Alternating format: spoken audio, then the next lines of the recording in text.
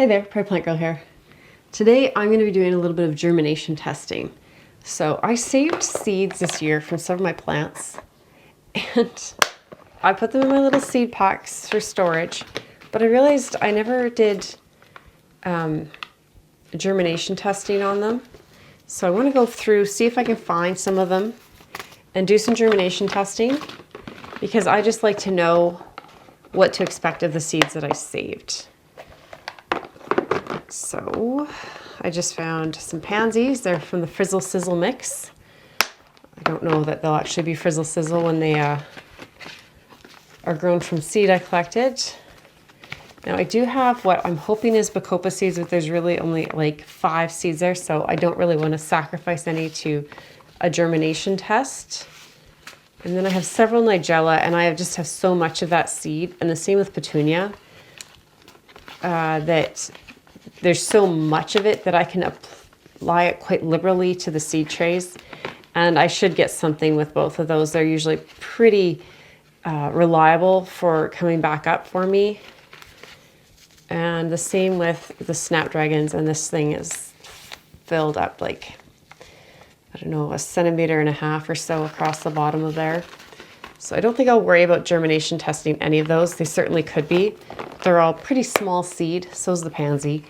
And they are quite prolific with their seed production.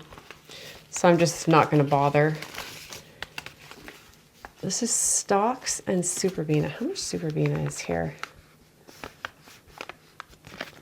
I'm not sure there's very much in here to bother testing. Usually these seed packs will open and reseal, and of course this one didn't want to open that nice for me.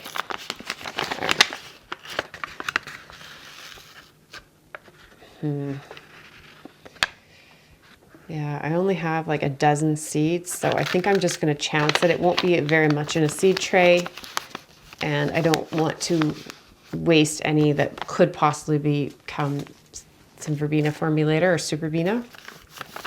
This is 10-week stalks, and there's quite a few in here. So again, I think I'm probably pretty safe to just not worry about how good it is. The asters would be interesting to see, because I don't really know if I collected them at the right time. There's quite a bit in here, so I think I'll germination test the asters. What a video, hey? You get to listen to me think about what I want to do. Scabiosa. There's tons of these in here. I think I could just apply those liberally as well, and the same with the Rudbeckia.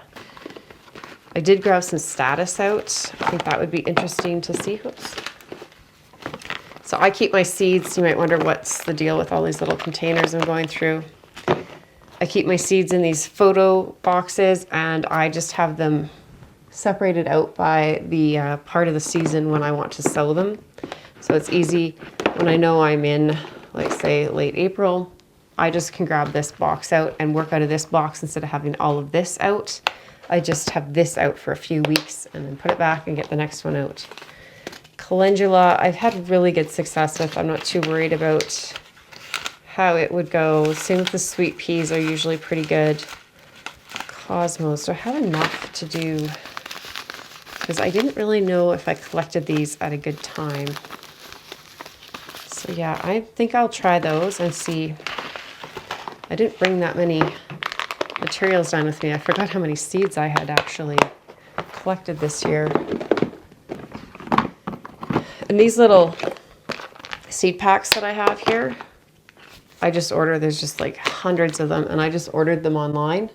And they're just a nice size little envelope for putting my collected seed in, lots of good labeling information, and just a little tab to pull off for a sticky spot that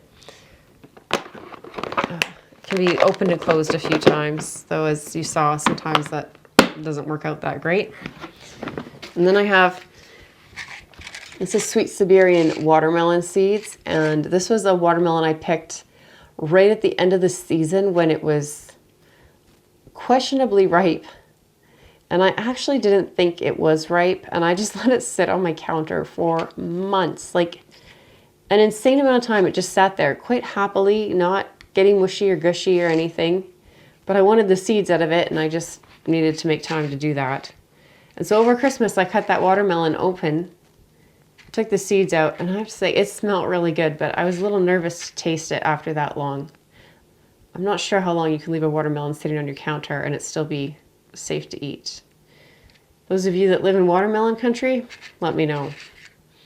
But I have some seeds here. They don't look super fantastic, so I really don't think they're viable. But that's what I'm going to start with because that's what I'm most curious about and kind of got me on this direction of travel today. So when I'm doing germination tests, I like to first mark my bag so I don't forget to do that.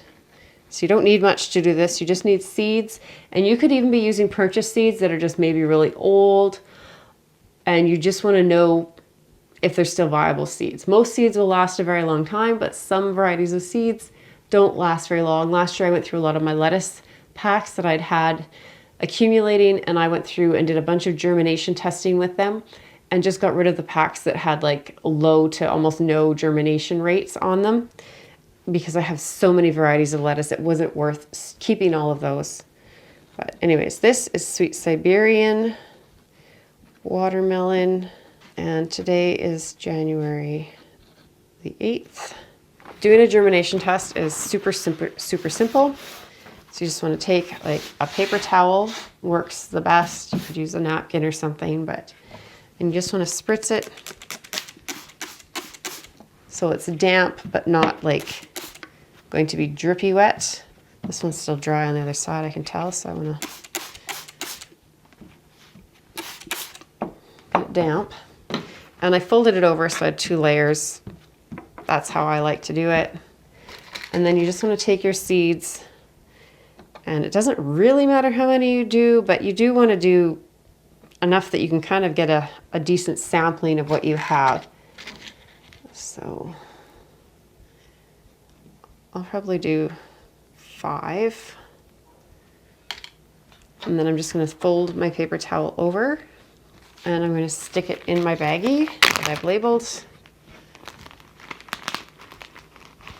Now you could put these in like clear like takeout or like those containers. Sometimes you can get like fruit in that's a clear kind of clamshell type container, or the ones that you can get like washed greens and things on work really well. That's actually what I used when I was doing my lettuce testing, because then I could just keep reusing the container. I think it was actually one from grapes or something. It had divisions in it, so I could do 3 varieties. They're easily separated, and just put a paper towel down in each section and open and close it easily and check them. And then as one variety was tested and done with, I could move on to another variety and not be going through like a zillion bags.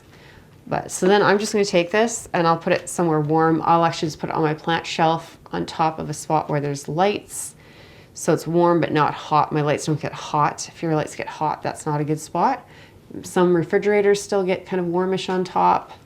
Somewhere like that where, you know, you don't really need a lot of direct light. You don't want to get a lot of molds and things growing, but you want to get a little bit of warmth. Usually works well. And just make sure that the moisture stays moist without being drippy wet. And check them every day, 2 days at the most, and just see if they're germinating. And I usually give them 10 days, and that's kind of my cutoff, unless a seed I know specifically needs closer to, some seeds do take more like a month to germinate. But for most things, I give them about 10 days, and that's when I do my calculation of how many germinated. Oh, I want to write on here how many I put in here. With the watermelon, it's pretty obvious, but some seeds are less obvious because the paper towel sometimes will discolor and things as the days go on, and then it can be hard to tell what's what. So there's 5 seeds, and then I can just take account of how many germinated in 10 days. Sometimes if it seems like it was waiting till like the 9th or 10th day, then I'll give them another 5 to 10 days and do another calculation and see if that made a big difference. And then I'll know maybe they're just taking longer to break dormancy than I expected.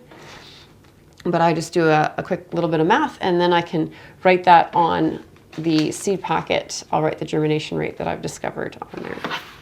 So I only brought a few bags down with me. And I have a lot of these pansies, so I might just leave them and not do them today.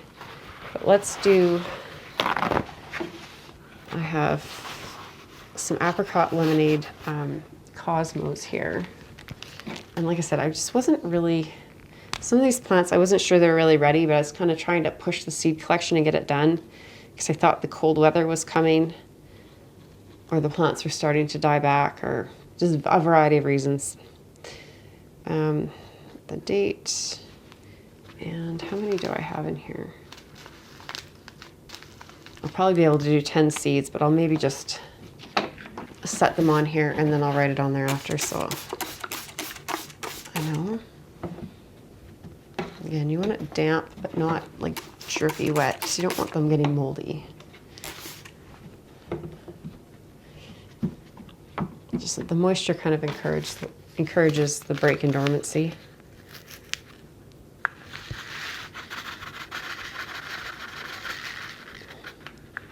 There's probably quite a few there. Still lots in the container, so there's a bit of chaff here too, so I'll just have to be careful that I'm putting just seeds and not chaff.